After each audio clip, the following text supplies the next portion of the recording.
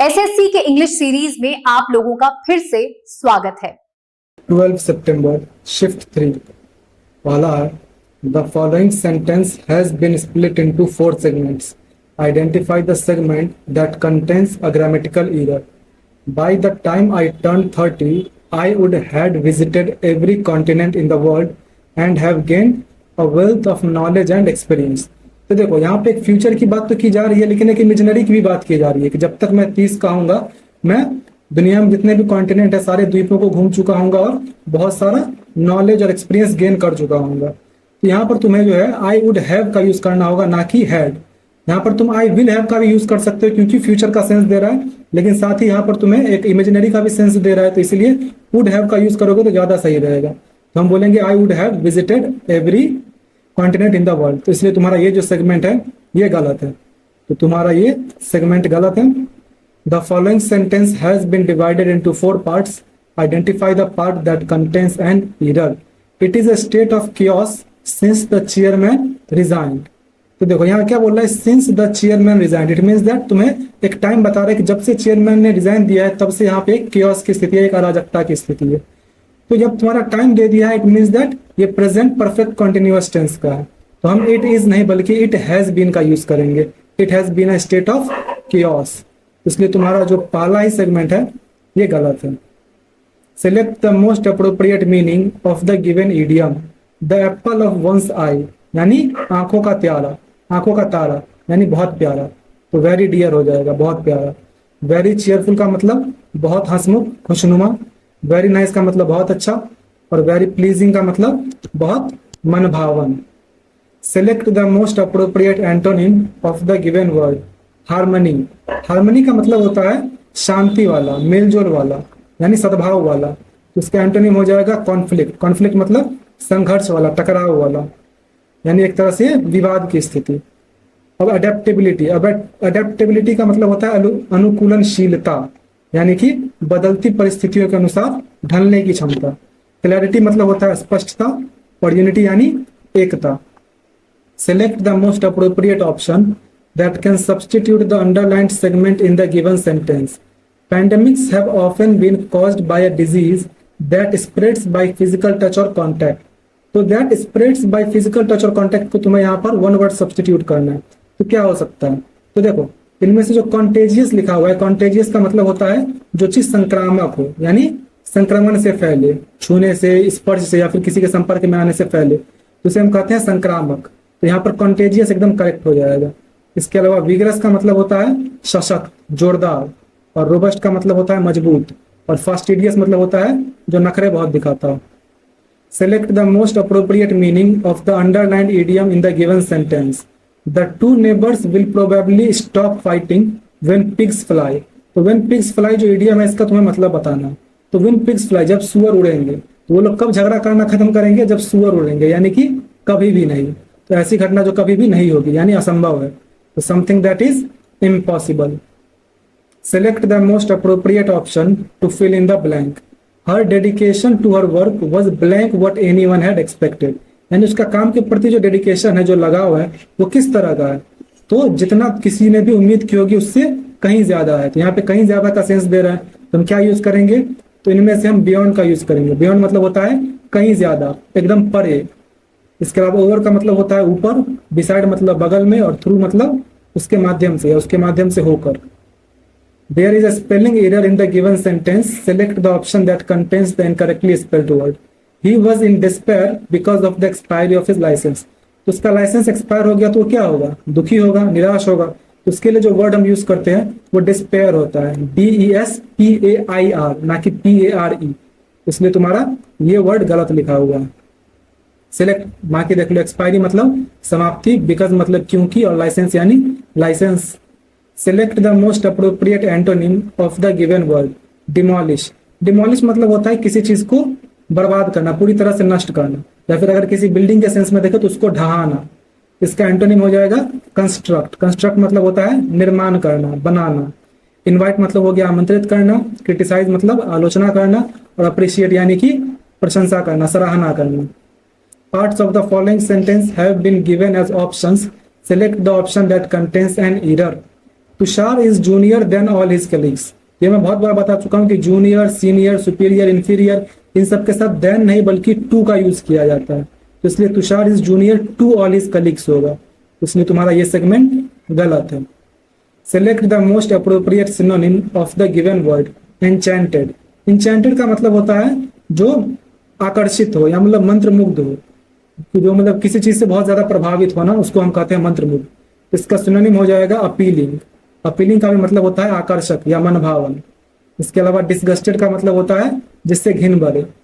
Cursed का मतलब हो गया शापित, और रिपेलिंग का मतलब विकर्षक यानी कि जिससे दूर भागो तुम। Select the most appropriate meaning of the given idiom by the skin of your teeth, यानी कि बाल बाल यानी बहुत कम अंतर से, बोलते हैं ना बाल बाल बच गए यानी बहुत कम अंतर से बचे, इसको हम बोलते हैं by a very narrow margin यानी बहुत कम अंतर से।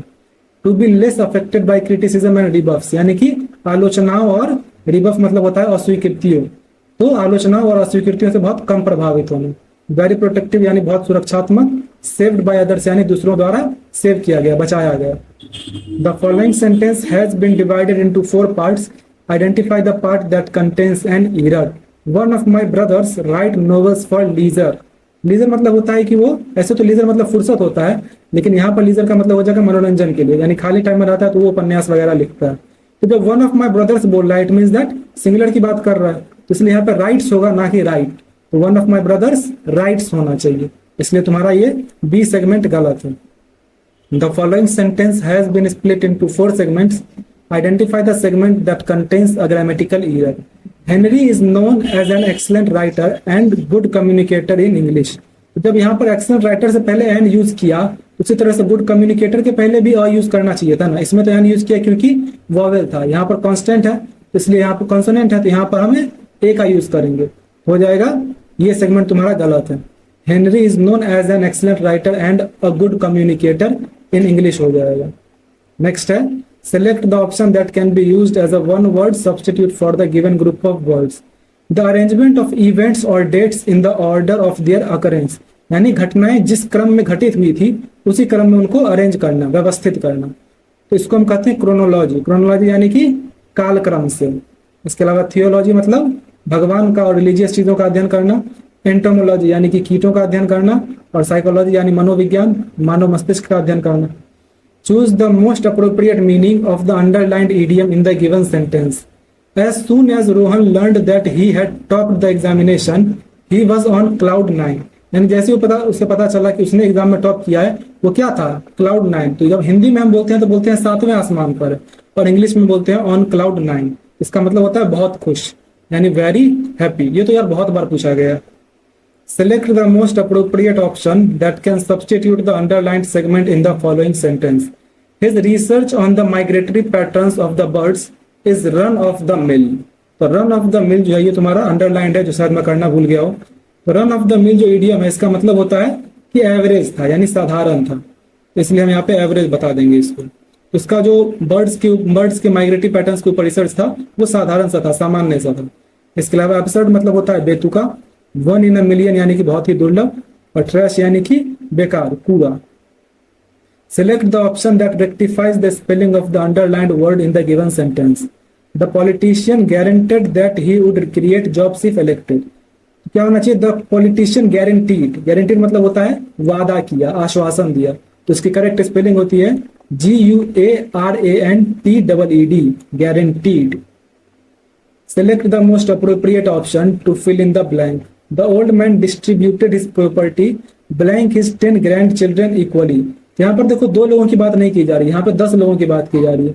और जब भी 2 से ज्यादा के लोग के बीच में कुछ भी बांटा जाता है या 2 से ज्यादा लोगों के बीच में बात की जाए तो उसके लिए हम अमंग यूज करते हैं, ना कि बिटवीन। हम अमंग यूज करेंगे कि among his 10 grand children equally. With in का मतलब होता है उसके भीतर, टुवर्ड्स मतलब उसकी ओर, और बिटवीन यानी 2 के बीच। Select the incorrectly spelled word. Paraphernalia, paraphernalia एकदम सही लिखा हुआ है, इसका मतलब होता है साजो सामान। हैंकरचिफ, हैंकरचिफ यानी कि रुमाल, ये भी सही लिखा हुआ है। कंजरर, कंजरर का मतलब होता है मायावी, जादूगर। इसके अलावा इंडिस्पेंसिबल, देखो इसमें इंडिस्पेंसिबल की स्पेलिंग गलत लिखी हुई है। इंडिस्पेंसिबल की स्पेलिंग होती है INDISPENSABL। ये जो आई है इसके जगह ए होना चाहिए था। इंडिस्पेंसिबल यानी कि बहुत जरूरी, अपरिहार्य। अब है कंप्रहेंशन पैसेज, 2 स्लाइड में है, देख लो। अब क्वेश्चन देखो, चलो अब बनाया जाए। Select the most appropriate option to fill in blank number 1. Medical hand practices have been an integral part of healthcare for centuries, but with technological advancements, machines are blank taking over. तो medical hand practice जो है वो एक integral part है health care का, वो भी सदियों से। लेकिन टेक्नोलॉजिकल जो एडवांसमेंट आए हैं तो उससे क्या हो रहा है कि मशीन टेक ओवर कर रहा है। तो मशीन किस तरह से टेक ओवर कर रहा है, तो इनमें से देखो, सिंसियरली का मतलब होता है ईमानदारी से, पार्शियली यानी कि आंशिक रूप से, ग्रेजुअली यानी धीरे धीरे, और डिलिबरेटली यानी जानबूझकर। तो ग्रेजुअली हो जाएगा, क्योंकि ये जो मशीन वाली चीज होती है, जो मशीनीकरण होता है, वो एक क्रमिक प्रक्रिया होती है, ये अचानक नहीं होती है, धीरे धीरे होती है। तो यहाँ पर ग्रेजुअली एकदम करेक्ट सेंस देता है कि machines are gradually taking over. Robotic surgeries for instance have become increasingly popular, allowing surgeons to perform complex blank with minimal invasive techniques. यानी रोबोटिक सर्जरी जो है वो ज्यादा पॉपुलर होते जा रहा है, क्योंकि उसने क्या किया है, तो सर्जन्स को अलाउ किया है और क्या परफॉर्म करने के लिए, तो कॉम्प्लेक्स ब्लैंक क्या हो सकता है, देखो, थेरेपीज, डायग्नोसिस, एनालिसिस या प्रोसीजर। तो जो ऑपरेशन वगैरह करते हैं सर्जन, वो क्या है, वो एक प्रोसीजर है, एक प्रक्रिया है। तो उसमें जो जटिल प्रक्रिया होती है, तो उसके लिए यहाँ पर हम प्रोसीजर का यूज करेंगे। इसमें जो जटिल प्रक्रियाएं होती है उसको जो है, जो रोबोटिक सर्जरी है, उसने क्या अलाउ किया है, तो मिनिमल इन्वेजिव टेक्निक्स से परफॉर्म करने का, यानी सबसे कम आक्रामक तकनीकों से। ये तुम्हारा एकदम करेक्ट सेंस दे रहा है, procedure. Nonetheless, it is clear that medical hand practices are blank to machines, and these developments have the potential to revolutionize the healthcare industry. इसके पोटेंशियल की बात की जा रही है, यानी यहाँ पे पॉजिटिव सेंस दे रहा है। इसके अलावा पहले ही बोला कि ये टेक ओवर कर रहा है, तो हम कह सकते हैं कि मेडिकल हैंड प्रैक्टिसेस जो है वो मशीन्स के साथ क्या कर रही है, तो इवॉल्व कर रही है। इवॉल्व कर रही है, इट मीन्स दैट उसके साथ मिलकर विकसित हो रहे हैं, दोनों जो है बेहतर हो रहे हैं एक तरह से। यहाँ इवॉल्विंग का यूज करेंगे। आगे बोल ही रहा है कि उनके पास तब कैसा पोटेंशियल आ रहा है कि हेल्थ केयर इंडस्ट्री को रिवोल्यूशनाइज कर सके, उसमें क्रांति ला सके, मतलब पॉजिटिव सेंस में।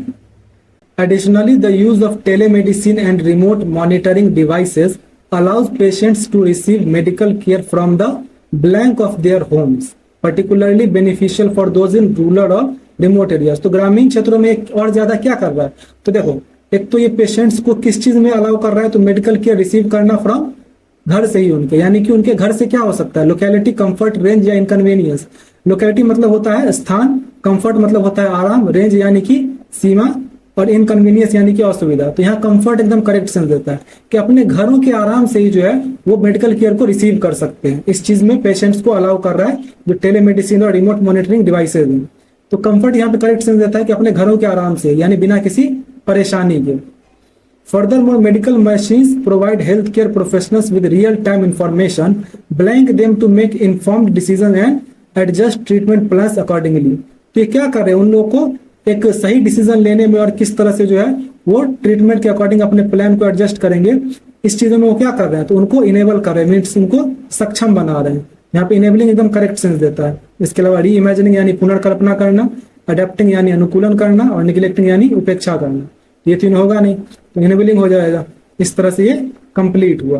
आपका जो भी स्कोर हुआ कमेंट कर दीजिए। मिलते हैं नेक्स्ट वीडियो में।